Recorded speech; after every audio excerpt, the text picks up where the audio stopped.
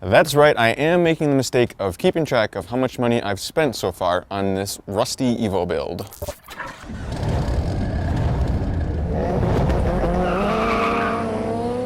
So with a few recent purchases, my grand total for additional money invested in this silver EVO is already over $2,000. So as I mentioned in my prior videos, I am keeping track. I have a spreadsheet, so I have a link to that in the video description if you want to check that out to see an exact breakdown of where I've spent my money so far. But of course, parts do seem to add up fast, especially when you sprinkle in some new OEM parts. So quite a few changes I've made since the last video already. I swapped out the valve cover, I added the full exhaust, got that installed. Swapped in a brand new OEM oil pressure switch, made a how-to video on that as well, installed an aftermarket air intake and the mass airflow sensor adapter, installed a new upper intercooler pipe, and finally, in a move that turned out to be getting a little too confident, I installed the lower timing belt cover.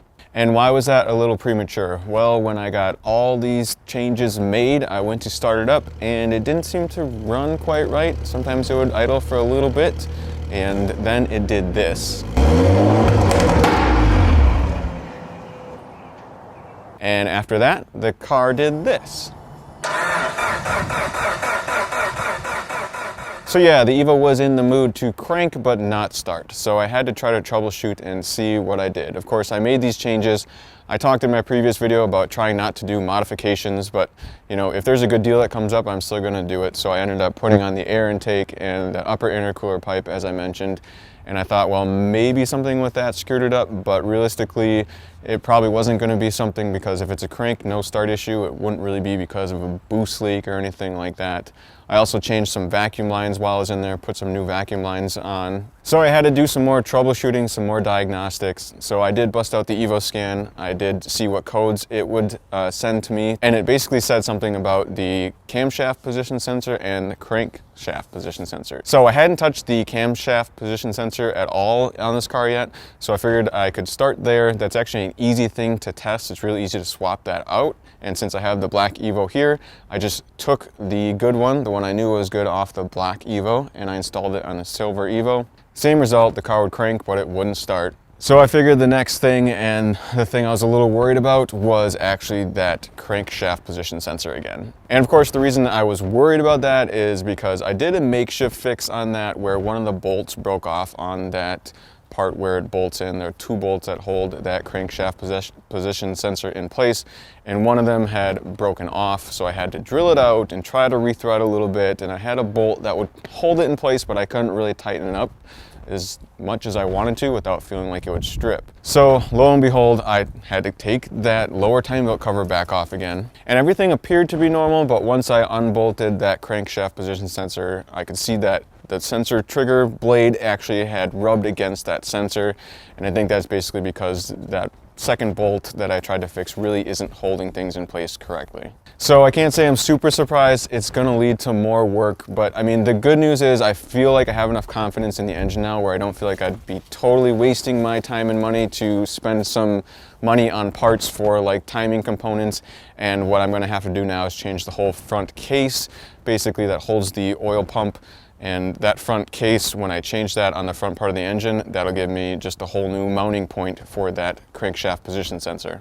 So I guess good news for you guys, I'll try to document that as I go. I usually don't make how-to videos on stuff until I've done it like at least twice. So I don't know if I'll specifically do a how-to video on changing that front case and that oil pump area, but at least I will film some of it and I'll have some insight into it if people do have questions on that.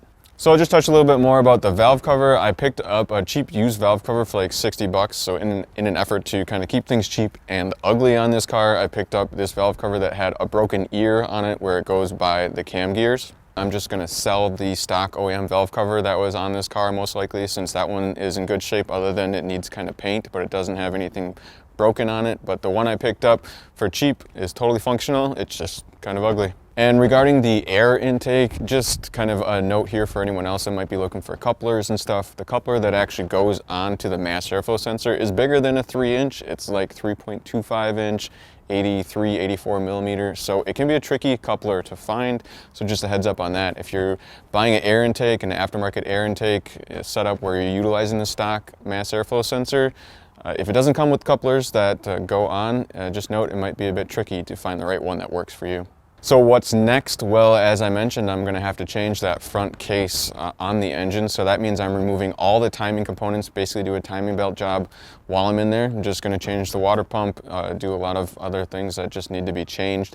The good news is, even if the engine ends up not being that good overall, if it's low on compression or if it breaks right away, honestly, those components should still be good and transferable, or, you know, I'd utilize those same components if I do end up having to do an engine rebuild or something like that. While I had the car up in the air, I also did some checking, and I noticed that the wheel bearing, at least on that passenger side, the front passenger wheel bearing, is basically going bad. No surprise there either. So I picked up a new pair of wheel bearings. I'm probably going to change both front wheel bearings and do those sometime soon. And also, the brand new OEM gas tank I mentioned in the last video has arrived. And unfortunately, in this case, it is a JDM gas tank, so I'm not 100% sure it will fit yet. I've had some people tell me it should fit, no problem, but there are certainly some things that'll need to change to make it work perfectly.